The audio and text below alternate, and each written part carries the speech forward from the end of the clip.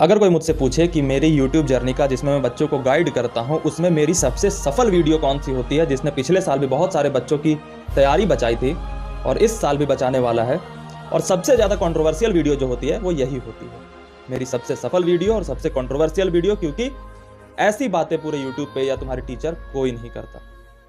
और ये तुम्हारा आखिरी मौका है तुम्हारी तैयारी को बचा लेने का। इसके बाद मेरे हाथ खाली हो जाएंगे।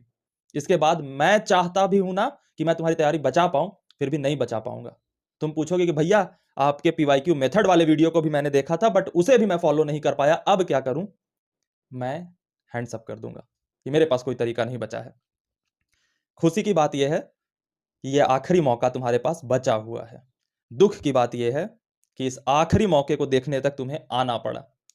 मैं तुम्हें बहुत पहले से गाइड कर रहा हूं, हर रास्ते पे मैंने तुम्हारी कमियां तुम्हें बताई हैं, फिर भी तुम इस वीडियो तक आ गए। ये बहुत दुख की बात है और तुम्हें अपने अंदर गिल्ट भरना होगा। तुमने आज के पहले जितनी भी स्ट्रैटेजी वीडियोस देखी हैं बच्चा, उन सब में एक बात कॉमन होगी कि उनको जैसे ही तुम देखना शुरू करते होगे तुम्हारे अंदर एक खुशी की लहर दौड़ती होगी कि अच्छा चलो ये जो प्लान है ना ये मैं फॉलो करूंगा, इसके पहले जितनी भी चीजें थी वो डिलीट हो गई, वो सारा पाप माफ हो गया। और फिर तुम उस स्ट्रैटेजी वीडियो को पूरा देखते हो, कुछ दिन फॉलो करने की कोशिश करते हो, फिर से तुम उसे खराब कर लेते हो और फिर नई स्ट्रैटेजी वीडियो पे चलते जाते हो और ये चक्र चलता रहता है। और वो चक्र चलता हुआ आज सबसे दुखद घटना, सबसे बुरी चीज जो तुम्हारी तैयारी में हो सकती है वो है स्नेहित मिश्रा का पीवाईक्यू मेथड देखने का वीडियो। वहां तक तुम आ पहुंचे हो। ये कोई खुशी की बात नहीं होनी चाहिए तुम्हारे लिए। तो अपने अंदर इस गिल्ट को भरना ताकि इस स्ट्रैटेजी को खराब ना कर लो, क्योंकि ये मैंने कहा ना, last way to save your preparation.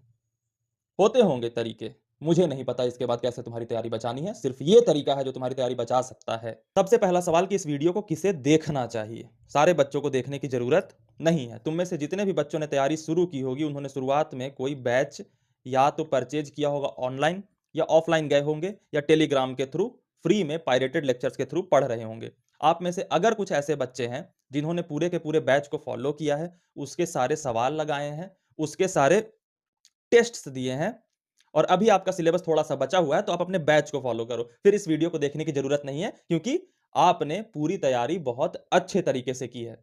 लेकिन अगर आप ऐसे बच्चे हो जिसने रैंडम स्टडी की है, बैच तो था उनके पास, लेकिन इधर उधर इधर उधर करते करते भटक गए हैं और उन्होंने अपनी तैयारी को कबाड़ कर लिया है, उन्हें यह वीडियो देखने की जरूरत है। समझ में आ गई? तो किसे वीडियो देखना है? जिन्होंने अपनी तैयारी बर्बाद कर ली है उन्हें ये वीडियो देखना है। तो ये वीडियो किन्हें नहीं देखनी चाहिए? सबसे पहले ऑप्शन सीकर्स को नहीं देखनी चाहिए। बच्चा, आप में से बहुत सारे ऐसे बच्चे होंगे जो दिमाग में एक थॉट लेकर के आए होंगे और देख रहे होंगे अच्छा स्नेहित मिश्रा की एक नई वीडियो आई है, जरा इसे भी देखता हूं। और फिर जो मुझे सही लगेगा कि स्नेहित मिश्रा वाली बात फॉलो करूं या जो मेरे दिमाग में अदर थॉट है उसे फॉलो करूं, मैं चुन लूंगा। मत देखो इस वीडियो को, तुम्हारे मन में जो दूसरा थॉट है उसी को चुनो, क्योंकि तुम ही वो हो ना बच्चा जिसने आज के पहले जितने भी डिसीजंस लिए खुद से उन पे अमल नहीं करा और अपनी तैयारी बर्बाद की। तुम खुद पे कैसे भरोसा कर सकते हो अभी के इस मौके पे कि वो बंदा जो 2 साल 3 साल से हर डिसीजन को गलत लेता आ रहा है वो आज सही डिसीजन लेगा? नहीं ले पाएगा। और ये मैं नहीं कह रहा, ये तुम्हारा जेई मेंस का रिजल्ट कह देगा तुमसे।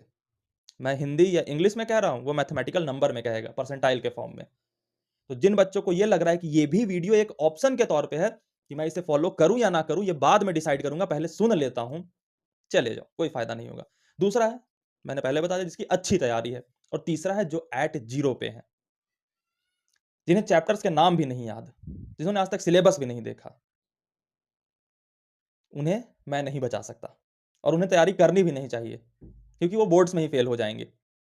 और जो बोर्ड्स में ठीक ठाक नंबर ले आएंगे तो आप जीरो पे नहीं, फिर आपको देखनी चाहिए ये वीडियो, ठीक है।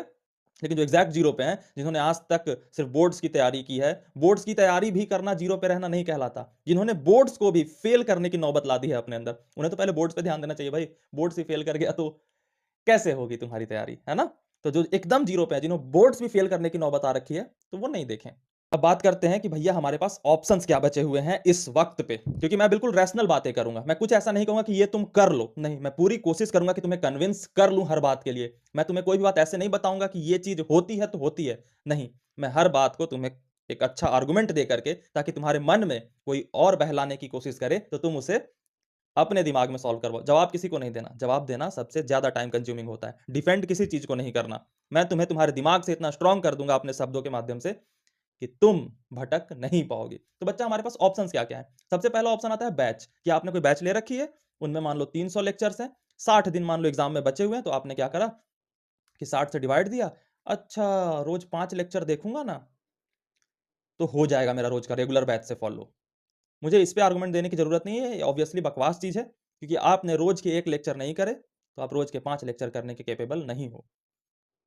करके देख सकते हो, बर्बाद होगे। दूसरा ऑप्शन आता है one shot, without any exception. यहां से मेरी बात तुम्हें चुभनी स्टार्ट होगी अगर तुम किसी के भक्त हो। Without any exception, one shot सिर्फ तुम्हारी तैयारी को बर्बाद करने का जरिया है।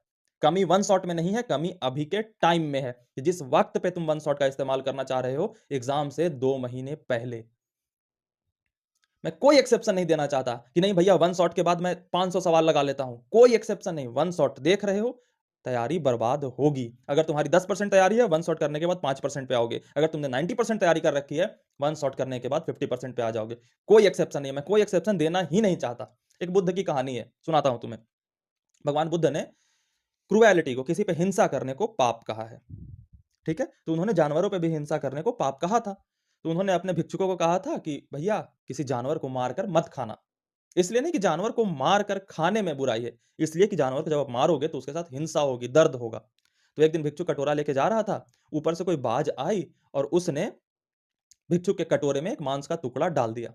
अब वो बुद्ध के पास आए, तो बुद्ध ने सोचा कि इसने तो हिंसा करी नहीं है और ये ऑलरेडी मर चुका है, स्वतः मर चुका है। तो उन्होंने कहा ठीक है, इसे तुम खा लो। अब हुआ क्या कि बुद्ध ने थोड़ा सा ही बस अपने बात में मैनिपुलेशन करा और उसका असर यह हुआ कि चाइना में आज हर दुकान पे लिखा हुआ है कि खुद से मरे हुए जानवरों का मांस मिलता है यहाँ पे। तो देखो कैसे हमारा दिमाग, छोटी सी भी होल मिल जाती है ना, अगर छोटा सा भी सिरा मिलता है तो पूरी चीज को बिगाड़ने में वो सक्षम होता है। पूरी चीज को वो बिगाड़ लेता है, पूरी चीज को तहस नहस कर लेता है। इसीलिए मैं तुम्हें वन शॉट में कोई एक्सेप्शन दे ही नहीं रहा। विदाउट एनी एक्सेप्शन तुम कुछ भी आर्गुमेंट लेके आ जाओगे, वो मैं फेल कर दूंगा। और सबसे बड़ा आर्गुमेंट ये होगा कि तुम तैयारी करके देख लो, 10 दिन पढ़ के देख लो, तुम्हारा दिमाग खुद कह देगा कि नहीं ये वर्क नहीं कर रहा। मैं चाहता हूं तुम्हारे वो 10 दिन बर्बाद ना हो, इसलिए विदाउट एनी एक्सेप्शन मैं वन शॉट को कैंसिल कर रहा हूं। ये तरीका बिल्कुल बकवास है। सबसे बेस्ट तरीका इस मोमेंट पे जो तुम्हें वर्क करेगा वो है तुम्हारा पीवाईक्यू मेथड। इसके अलावा कोई तरीका नहीं बचता। मैं वन शॉट पे बात करूंगा इस वीडियो के लास्ट में, क्योंकि कुछ बच्चे नए हैं जिन्होंने मुझे पिछले साल नहीं देखा, तो उनके लिए लग रही हो कि ये क्या नया बात है, ये तो मैंने कभी सुना ही नहीं। आज सुनोगे और आज कन्विंस हो करके जाओगे। कोई चीज अगर बहुत ज्यादा वाइल्डली एक्सेप्टेड है, इसका मतलब ये नहीं होता कि वो सही है। वन शॉट तो आज के 5 साल बाद था भी नहीं, सॉरी आज के 5 साल पहले था भी नहीं। ये नई मुर्गी है, बट तुम्हें लग रहा है कि यही होता आया है। यही होता आया है तो यही होता रहेगा तुम्हारे साथ। पीवाईक्यू मेथड ओनली मेथड है। मैं बहुत जल्दी बताने की कोशिश करूंगा क्योंकि तुम्हारा समय कीमती है, मुझे पता है। पीवाईक्यू मेथड होता क्या है, पहले थोड़ा सा इसका कॉन्टेक्स्ट दे देता हूं, फिर इसके बाद हम इसके स्टेप वाइज बात करें कि क्या क्या तुम्हें करना है। तो बच्चा, पीवाईक्यू मेथड का कोर है लर्निंग थ्रू क्वेश्चंस, कि आपको सवालों के थ्रू कॉन्सेप्ट को सीखना है। एग्जाम का कोर क्या है, जेई मेंस का एग्जाम का कोर क्या है वो हम देखते हैं। बच्चा, एनटीए वाले आपको सिलेबस देते हैं, उसमें कुछ कॉन्सेप्ट्स लिखे होते हैं। वो कहते हैं कि तुम इन कॉन्सेप्ट्स को सीख लो और इनको चेक करने के लिए मैं तुम्हें कुछ क्वेश्चंस दूंगा और मैं देखूंगा कि तुम इन कॉन्सेप्ट को इन क्वेश्चन में लगा पाते हो या नहीं। और अगर लगा पाते हो तो ये क्वेश्चन तुम सॉल्व कर लोगे, और जब सॉल्व कर लोगे एग्जाम में तो तुम एनटीए के एग्जाम जेईई मेंस को क्वालिफाई कर लोगे और अच्छी परसेंटाइल मिल जाएंगे और उससे तुम्हें एनटीए मिलेगा। ये obvious core of the examination है कि तुम्हें कॉन्सेप्ट्स आने चाहिए और उन कॉन्सेप्ट को तुम्हें क्वेश्चन में अप्लाई करना आना चाहिए। अब कोई बच्चा जो है वो 2 साल पहले मुझसे पूछने आता है, 2 साल पहले मैंने तुम्हें भी बताया था कि भैया तैयारी कैसे करूं, तो मैं कहता हूं कि किसी टीचर को पकड़ो, वो तुम्हें लेक्चर में कॉन्सेप्ट्स पहले बताएंगे और फिर वो तुम्हें सवाल देंगे, तो उन क्वेश्चंस में उन कॉन्सेप्ट्स को अप्लाई करना, तुम उन कॉन्सेप्ट्स को सीख लोगे। क्या इतनी बात क्लियर हुई? हाँ हुई। लेकिन 2 महीने पहले ये तरीका बिल्कुल फेल कर जाता है। 2 महीने पहले आप कर ही नहीं सकते, क्योंकि आपने बहुत बार कोशिश की है कॉन्सेप्ट करना फिर क्वेश्चंस करना, आपके दिमाग में कुछ बातें ठहरी हैं लेकिन रैंडम है, वो एक फ्लो में नहीं है। तो तुम जब किसी चैप्टर के बारे में सोचना स्टार्ट करते हो तो तुम्हारे दिमाग में कुछ कुछ बातें तो आती हैं कि अच्छा इलेक्ट्रोस्टैट में ना कूलम्स लॉ नाम की एक चीज होती है, लेकिन पूरा का पूरा चैप्टर तुम्हारे दिमाग में नहीं आता। और जब तक वो पूरे चैप्टर की एक अच्छी फ्लो नहीं बनेगी तुम जेईई मेंस का एग्जाम क्वालिफाई ही नहीं कर पाओगे। तो 2 महीने पहले पीवाईक्यू मेथड, यानी कि आपको पहले क्वेश्चन देखने हैं और फिर उस क्वेश्चन में क्या आपको दिक्कत आ रही है उसे ऑब्जर्व करना है और उस मोमेंट पे उस दिक्कत को सॉल्व करना है, क्योंकि आपकी पूरी चैप्टर की कमी नहीं है। यह बात याद रखना, कोई ऐसा बच्चा नहीं होगा जिसे इलेक्ट्रोस्टैट के कूलम्स लॉ नहीं आते होंगे। के Q1 Q2 upon are square सबको पता होगा, लेकिन जब आप कूलम्स लॉ के सवाल करोगे तो कहीं पे आएगा कि जो रेडियस है वो मिलीमीटर में दिया हुआ है, उसे मैं मीटर में कैसे बदलूं। ये बड़ी सरल सी बात है।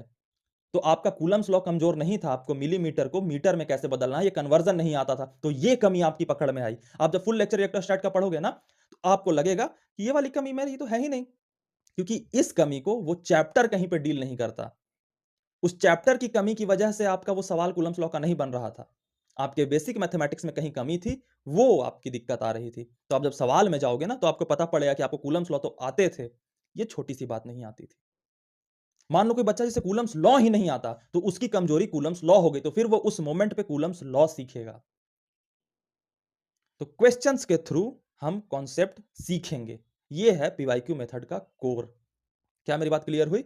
और बच्चा मेरी बात को ध्यान से सुनना, पिछले 10 सालों में जब से जेईई मेंस ने बहुत सारे शिफ्ट कराने स्टार्ट कर दिए हैं, तब से 13,000 सवाल पूछे गए हैं। तुम्हारे पास सवाल बहुत ज्यादा हैं, कॉन्सेप्ट ऐसा कोई भी नहीं है जो एनटीए वालों ने छोड़ा हो जेईई में पूछने से। तो तुम्हें ऐसा लग रहा है कि इस तरीके से मैं अगर आगे बढ़ूंगा तो मेरे कुछ कॉन्सेप्ट छूट गए, तो भैया जो सवाल में आए ही नहीं, ऑलरेडी तुम्हारे बहुत सारे कॉन्सेप्ट छूटे हुए हैं लाडले।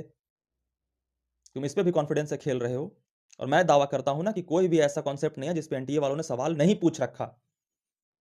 तो ऐसा होगा ही नहीं कि कोई चीज तुम्हें नहीं आती हो और वो सवालों में मिले ही ना, यानी कि सवाल तुम्हारी कमियां बताने में इनकेपेबल हो जाएं, ये असंभव है, क्योंकि इतने सारे सवाल पूछे जा चुके हैं। तो ये हो गया पीवाईक्यू मेथड का कॉन्टेक्स्ट। अब जो अगली बात करने वाला हूं वो है एक्चुअल पार्ट की तुम्हें करना क्या है। बड़े ध्यान से सुनना, steps to follow in PYQ method, इसमें करना क्या है आपको। सबसे पहले आपको स्टेप 1 जो करना है वो है कि आपको पीवाईक्यू की कोई किताब ले लेनी है। आपके पास पहले से है तो बहुत अच्छा, लेकिन कोई ऐसी किताब लेनी है जिसमें chapter wise, topic wise previous year questions JEE mains के दिए हुए हों। उसमें सारे, जैसे अगर आप इलेक्ट्रोस्टैट की बात करें तो शुरुआत में कूलम्स लॉ से आपका चैप्टर स्टार्ट होगा पीवाईक्यू के, ठीक है। अब उसमें क्वेश्चन नंबर 1 पे जाना, उल्टा स्टार्ट करना, 2024 के पीवाईक्यू से आपको स्टार्ट करना है और पीछे की तरफ जाना है। तो क्वेश्चन नंबर 1 पढ़ा हमने, ठीक है। अब क्वेश्चन नंबर 1 हम पढ़ने लगे, ये दूसरा स्टेप हो गया कि सवाल को हमें पढ़ना है। उसमें हमने पढ़ा कि कोई चार्ज नाम की चीज आई है। अब हमें चार्ज ही नहीं पता कि क्या होता है, तो हम अपने पुराने नोट्स को रेफर करेंगे। अगर नोट्स में हमने नहीं बना रखे तो हम यूट्यूब पे सिर्फ चार्ज सर्च करेंगे, चार्ज समझने के लिए कि चार्ज क्या होता है, ठीक है। अब आगे बढ़े, अब हमसे सवाल मान लो वो सॉल्व हो गया। इस सवाल में सिर्फ हमें चार्ज का मतलब नहीं पता था, बाकी के बाकी सारे मैथमेटिकल कॉन्सेप्ट्स पता थे, तो ये हमसे सॉल्व हो गए। तो ठीक है, बहुत अच्छी, इसमें कुछ ऐसी बात नहीं थी जो हमें नहीं आती थी, तो हम आगे बढ़ेंगे। और अगर हमसे ये सवाल नहीं बना तो हम इसके सॉल्यूशन पे जाएंगे। फर्स्ट स्टेप क्या हो गया कि आपको पीवाईक्यू की किताब लेनी है। दूसरा स्टेप क्या हो गया कि आपको सवाल पढ़ना है फिर पहले टॉपिक का, ठीक है। किसी भी चैप्टर को आप सिलेक्ट करोगे, उसके आप पहला सवाल पढ़ोगे, क्योंकि टॉपिक वाइज होगी तो टॉपिक सीरियल वाइज होते हैं पीवाईक्यू की किताबों में। तो पहले टॉपिक का पहला सवाल पढ़ोगे। अब या तो वो आपसे बन जाएंगे तो बहुत अच्छी, उसमें ऐसी कोई चीज नहीं थी जो आपको नहीं आती थी, खुश हो जाना। अगर आपसे वो नहीं बनता है तो सॉल्यूशन पे चले जाना और उस सॉल्यूशन को पढ़ने की कोशिश करना कि उसमें ऐसा क्या था जो आपसे नहीं बना।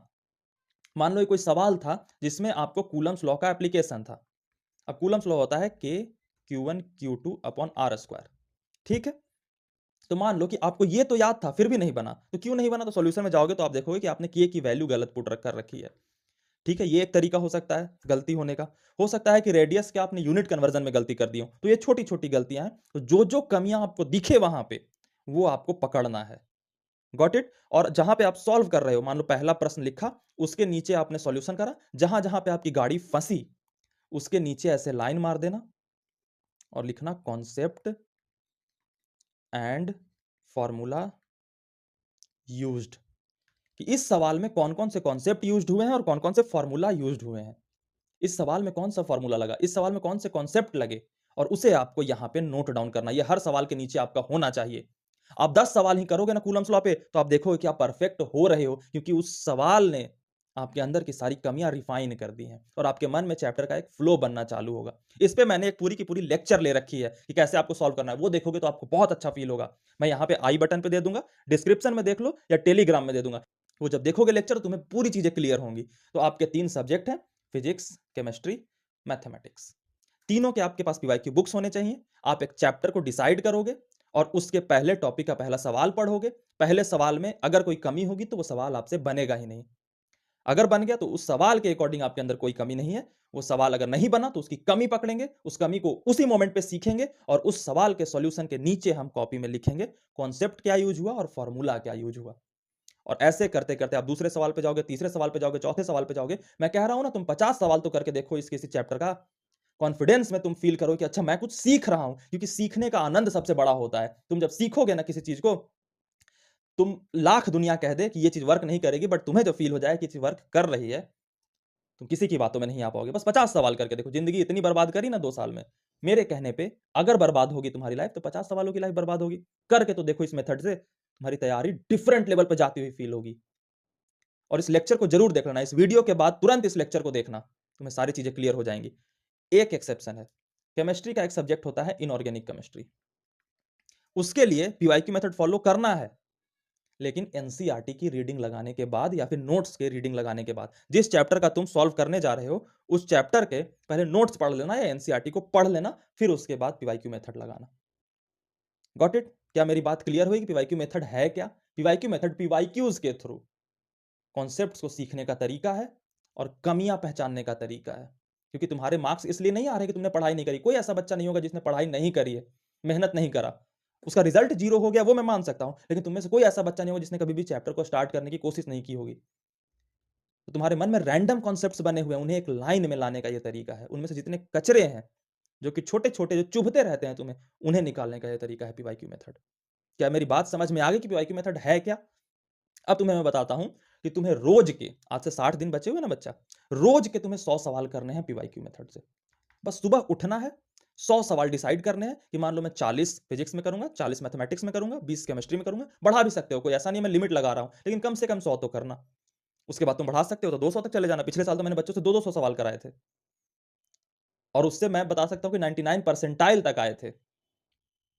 मैंने कम्युनिटी पोस्ट में लगाई भी थी पिछले साल के, देखना नहीं, कम्युनिटी पोस्ट में जाना और नीचे चलते जाओगे ना तो 1 साल पहले के देखना, वो लगाए हुए हैं रिजल्ट्स। 100 सवाल मिनिमम। Got it? क्लियर? एक नई कॉपी सुंदर सी लो और डेट दो कल का, जब भी तुम इस वीडियो को देख रहे हो डेट दो और फिर पीवाईक्यू मेथड लगाना चालू करो। और तुम्हें लगता होगा कि जनवरी में भैया फेल हो गया तो अप्रैल के लिए कोई और स्ट्रेटेजी दोगे? नहीं, मैं उस टाइम भी यही कहूंगा कि बस पीवाईक्यू मेथड तुम्हें बचा सकते हो और कुछ बचा ही नहीं सकता। और वन शॉट तुम्हें एकदम डुबो देगी। तुम कितने भी किसी भी बड़ी कंपनी के लेते आओ, मैंने पिछले साल तो खुलेआम नाम लेकर के कहा था, बवाल हुए थे। बिल्कुल वर्क नहीं करेंगे। तुम कुछ किसी भी एक्सेप्शन को ला करके दिखा दो। और तुम अगर मुझसे डिसएग्री कर रहे हो तो बहुत अच्छी बात है, तुम ही मेरे एक्चुअल ऑडियंस हो। मैं तुम्हारे लिए वीडियो बना भी नहीं रहा, मैं तो तुम्हारे छोटे भाई बहनों के लिए वीडियो बना रहा हूं।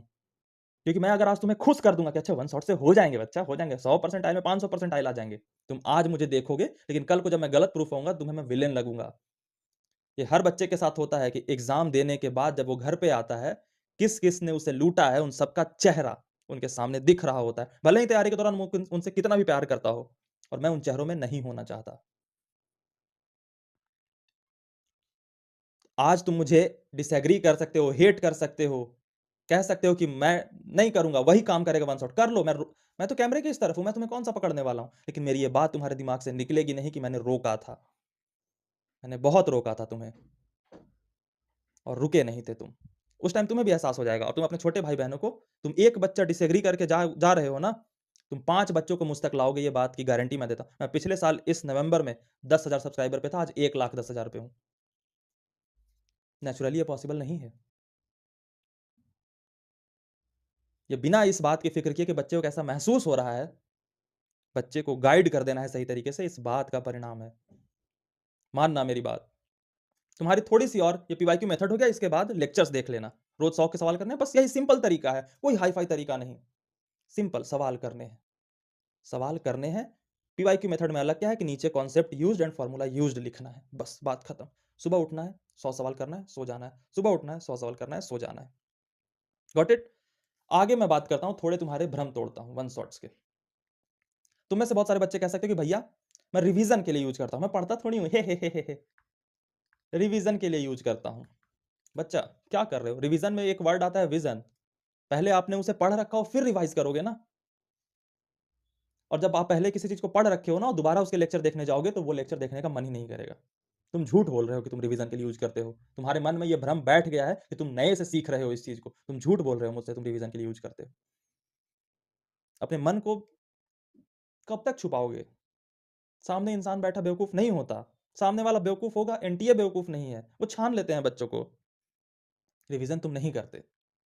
तुम कह सकते हो कि भैया 8 घंटे के लेक्चर हैं, वो तो रेगुलर लेक्चर के बराबर ही हुए ना। बिल्कुल हुए। मैं वन शॉट की बुराई ही नहीं कर रहा। मैं तो ये बता रहा हूं कि जिस वक्त पे तुम वन शॉट देखना चाहते हो वो वक्त बुरा है।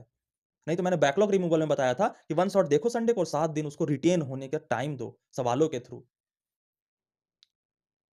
तो मैं ऐसा कैसे कर सकता हूं कि 1 महीने पहले मैं वन शॉट रिकमेंड कर रहा था बैकलॉग के लिए, अब नहीं कर रहा हूं? क्योंकि ये वक्त बदला है। तुम रोज एक चैप्टर को ह्यूमन के ब्रेन के रिटेन करने के कैपेबिलिटी के बाहर है ये चीज कि रोज एक चैप्टर आप 11 घंटे 8 घंटे 9 घंटे लेक्चर कर रहे हो और आप उसे रिटेन कर पा रहे हो। 10 दिन कर लो ना। 10 दिन के बाद एक टेस्ट दे देना उन 10 चैप्टर्स के, पता चल जाएंगे औकात। और ये तो किसी चीज को डिफेंड करने की कोशिश मत करना। तुम किसी के भक्त हो सकते हो, मुझ पे असर नहीं डाल पाओगे। मैं वही बोलूंगा जो मैं बोलना चाहता हूं। और जो बच्चे पुराने सुन रहे हैं वो इस बात को जानते हैं कि मैं अपने स्टैंड से कभी हटा ही नहीं, चाहे वो नीट वाला स्कैम हो या पीवाईक्यू मेथड पिछले साल की हो या किसी भी चीज की हो। मैं वही बोलूंगा जो मैं बोलने आया हूं। तुम कितना भी प्रेशर डालो, कितना भी किधर भी कुछ कर लो, मैं नहीं बदलूंगा और वही बात सच होगी। तो रिवीजन तुम नहीं करना चाहते। और दूसरी चीज कह रहे हो 8 घंटे का लेक्चर, ये तो और नुकसान है। 8 घंटे का लेक्चर में पूरा डिटेल कवर हो रहा है, ये फायदे की बात नहीं है, ये नुकसान की बात है कि तुम्हारे दिन का 8 घंटा वो सिर्फ स्क्रीन के सामने ले जा रहा है। तो ये हाथ कब चलेगा आपका? भैया 8 घंटे के लेक्चर में ना सवाल कराते हैं भैया। सवाल कराते हैं तो सवाल करने के लिए उस लेक्चर में थोड़ी जाते हो। मैंने भी तो सवाल करने का ही तरीका बताया। काम चोरी है ये तुम्हारी। क्योंकि हम अकेले बैठ के जब सवाल लगाते हैं ना तो हमारा दिमाग लगता है उसमें, लेकिन जब लेक्चर के सामने बैठ के लगाते हैं तो टीचर सॉल्व कर रहा होता है। टीचर का सॉल्विंग देख करके हमें लगता है हमें आ गया। मक्कारी कर रहा है तुम्हारा मन तुम्हें बर्बाद करना चाहता है, होना मत। भैया अगर वन शॉट इतने खराब हैं तो टीचर पढ़ा क्यों रहे हैं? बच्चा 10th पढ़ के आए हो ना, 10th के हिंदी में एक चैप्टर पढ़ाया जाता था आपको, बाजारवाद की संस्कृति। बाजार है, जहर से इंसान मर जाते हैं। क्या जहर नहीं बिकते बाजार में? बिकते हैं, क्योंकि जिस चीज की डिमांड होगी वो चीज बिकने लगेगी। और शिक्षा जब से बाजार हुआ है, हर वो चीज बिकेगी जो बच्चे मांग लेंगे। इसका मतलब ये नहीं कि हर वो चीज जो बिक रही है वो बच्चे के लिए अच्छी है, बिल्कुल नहीं। तुम वन शॉट की बात कर रहे हो, यहां तो मालिक बोलता है कि मेरे कंपनी के 5 साल हुए, नाच। तो टीचर बोलता हाँ हाँ, मालिक हम नाच, हम भी नाचेंगे, हम अपनी बीवी को भी लेते आएंगे, वो भी नाचेगी। नाचे पड़े हैं। जो टीचर तुम्हें पढ़ा रहा है वन शॉट लेक्चर, तुमसे पूछना कि तुमने जो तैयारी की थी वो वन शॉट के भरोसे करी थी जिस वजह से तुम आज आईआईटीज में हो, एनआईटीज में हो? करी थी? वो अंदर से बोले। वो रेगुलर लेक्चर में पढ़ाएंगे ना तो वहां बोलेंगे कि नहीं नहीं वन शॉट के भरोसे मत रहना, पूरा लेक्चर पढ़ लो। लास्ट में आते आते वो खुद वन शॉट के लेक्चर में आ जाते हैं। क्योंकि ये बाजार है, यहाँ पे हर वो चीज बिकेगी जो बच्चे मांगेंगे, लेकिन हर बिकने वाली चीज बच्चे के फायदे की नहीं होती। ठीक उसी तरह जैसे बाजार में जहर बिकते हैं, क्योंकि जहर की डिमांड होती है। उम्मीद करता हूं कि तुम इन बातों से कन्विंस हुए होगे और जाकर के तुरंत अभी वो लेक्चर देखो जिसका मैंने लिंक दिया।